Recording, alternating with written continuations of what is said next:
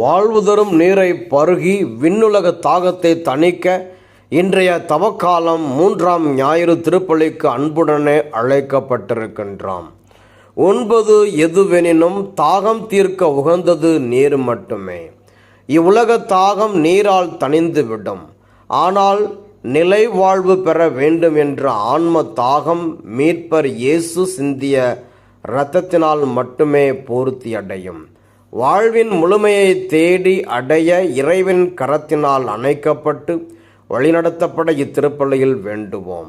இன்றைய முதல் வாசகத்தில் இறைவனின் வியத்தகு செயல்களை அறிந்து அனுபவித்த இஸ்ரேல் மக்கள் தண்ணீர் இல்லை என மோசேக்கு எதிராக முறுமுறுத்ததை விடுதலை பயண நூலில் காண்கின்றோம். இவ்வுலக தேவைகளில் ஒன்றாகிய நீர் குறைபட்டதும் இஸ்ரேல் மக்கள் முறுமுறுக்கின்றனர். நாமும் வெற்றி பெற்றால் இறைவனை போற்றுதலையும் சோதனைகளின் போது முறுமுறுப்பதையும் காண்கின்றோம். இவ்வுலக சோதனைகள் என்பது இறைவன் நமது திறமையை உலகுக்கு வெளிப்படுத்த தந்த பரீட்சைகள். இறைவன் துணையோடு சோதனைகளை சாதனையாக்குவோம். இன்றைய நற்செய்தியில் நானே அவர், நானே கிறிஸ்து என்று தன்னை வெளிப்படுத்துகின்றார் இயேசு. காலி குடத்தோடு வந்த பெண் இயேசுவின் வருகையினால் நிறைவடைகிறாள். இயேசுவின் வருகை தாகத்தை நீக்குகிறது. குறை குடமாகிய நம்மை நிறை குடமாக்குகிறது. மக்கள் மனதில் மண்டி கிடந்த மன இருள் அகற்றி மனுமகனை அறிந்து கொள்ளும் ஒளியை ஏற்றுகிறது. காலி குடங்களாய் அவரது காலடியை அண்டுவோம்.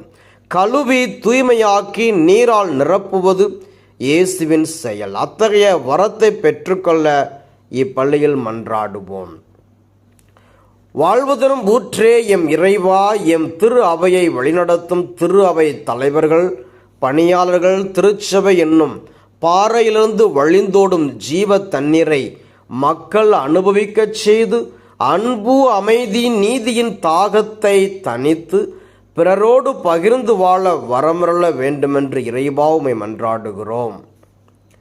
காலி குடங்களை ஜீவ தண்ணீரால் நிரப்புவரே எம் இறைவா.